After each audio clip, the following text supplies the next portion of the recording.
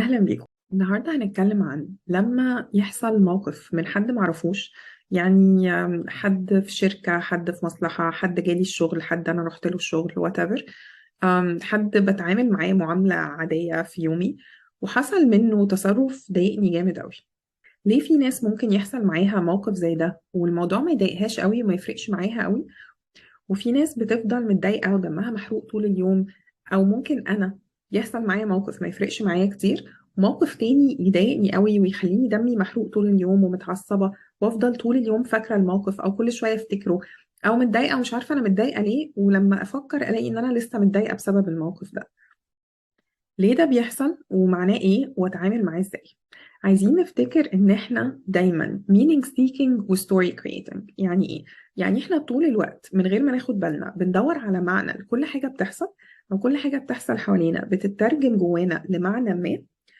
كل حاجة بتحصل أو كل فاكت أو مجموعة من الفاكتس، يعني كل حقيقة أو مجموعة من الحقائق بنخلق حواليها قصة. فلما بيحصل موقف زي ده، حد كلمني بطريقة بايخة أو كلمني بطريقة قليلة الذوق، من غير ما انا اقعد افكر في الموضوع، تلقائيا اللي حصل ده، الموقف ده بيترجم جوايا لمعنى ما. لو المعنى اللي انا وصلت له عن الموقف اللي حصل كان معنى يخص الشخص التاني، انا مش هتضايق كتير. ممكن اتضايق لمدة دقيقة دقيقتين وبعد كده هنسى الموضوع خالص، لانه اصلا شخص ما يخصنيش، هو شخص انا معرفوش ومش فارق معايا في حاجة. فلو انا الموقف ده اترجم عندي ان هو كان سخيف معايا عشان هو انسان سخيف، او هو كان قليل الذوق معايا عشان هو انسان قليل الذوق، فخلاص الموضوع مش هيفرق معايا كتير. هتضايق شوية في الموقف نفسه بس بعد كده مش هفضل متضايق. لكن لو المعنى اللي وصلني من الموقف اللي حصل، او انا ترجمت الموقف اللي حصل بالنسبة لي، يعني بنقولها what meaning are you giving to this، او what does this mean to you. فلو انا الموقف اللي حصل ده اترجم بالنسبة لي بحاجة عني انا، ساعتها بفضل متضايق طول اليوم. زي ايه مثلا؟ زي لو انا ترجمت الموقف اللي حصل ده ان هو كلمني بطريقة بايخة علشان انا ما بعرفش اوقف الناس عند حدها، او هو كلمني بطريقة بايخة علشان انا شكلي طيب زيادة عن اللزوم، او هو كلمني بطريقة بايخة علشان انا لما بدخل مكان بتكلم مع الناس معرفش ازاي. whatever it is، حاجة عني انا مش حاجة عنه.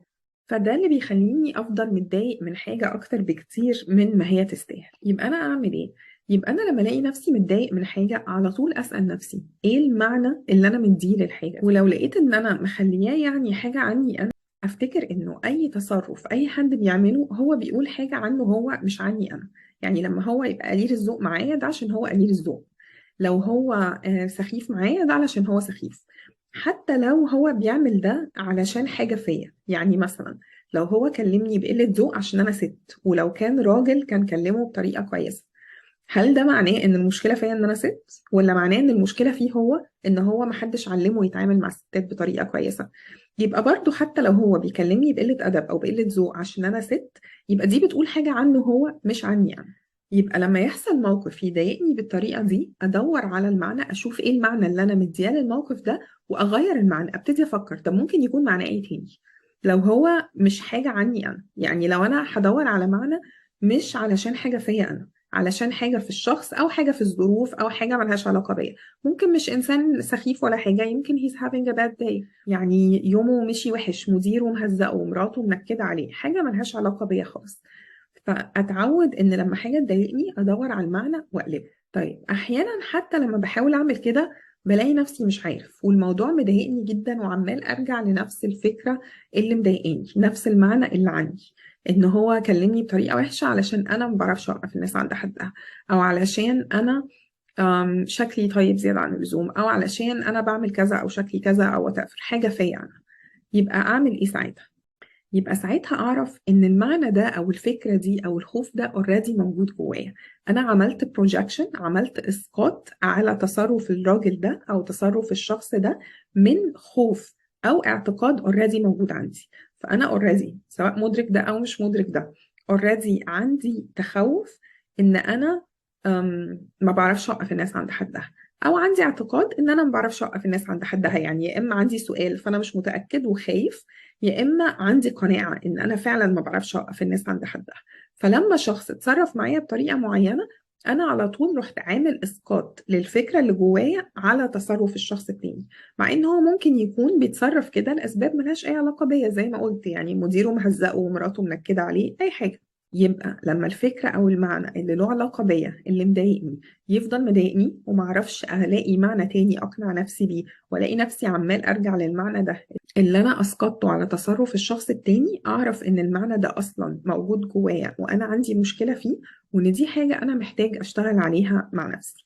يا اما اشتغل على ان انا اغيرها لو انا مقتنعة ان هي فعلا موجودة فيا وهي حاجة مفروض تتغير، يعني انا شايفها حاجة مش حلوة وعايزة اغيرها، حاسس ان انا I need to be more assertive مثلا، محتاج ان انا اتعلم ان انا ابقى عندي حزم اكتر، او عندي قوة في شخصيتي اكتر، او عندي حضور مختلف، او اي حاجة، فدي حاجة اقدر اشتغل عليها. يا اما ان انا اغير فكرتي عن الحاجة دي وما بقاش شايفاها ان هي مشكلة. اه انا شكلي طيب زيادة عن اللزوم، بس دي حاجة مش وحشة، ولو حد عاملني وحش عشان انا شكلي طيب فده معناه ان هو انسان مش كويس، مش معناه ان انا فيا مشكلة عشان انا شكلي طيب. يبقى احنا كده عرفنا اننا نترجم تصرفات الناس التانية لمعنى ما يضايقناش، ولو لقينا انه في معنى مضايقنا، معنى يخصنا وعلينا ومضايقنا ومصر يفضل موجود في دماغنا، يبقى دي حاجة اصلا موجودة جوانا، احنا عملنا بيها اسقاط على الشخص التاني، وهي حاجة محتاجين ان احنا نشتغل عليها. ودايما نفتكر ان اللي بيضايقنا في تصرف اي شخص تاني او في اي حاجة بتحصل برانا هو افكارنا حوالين التصرف ده، او افكارنا حوالين الحاجة اللي حصلت دي، مش التصرف نفسه او الحاجة نفسها. ففي المثل بتاعنا، انا مش اللي ضايقني طريقة كلام الراجل، انا اللي ضايقني افكاري عن طريقة كلام الراجل. What are my thoughts about this? My thought about this، الفكرة اللي جت في دماغي عن الموضوع ده، ان هو كلمني كده عشان انا كذا كذا كذا، وهي دي الفكرة اللي تسببت في الشعور اللي ضايقني ووجعني وعكنن عليا بقية اليوم.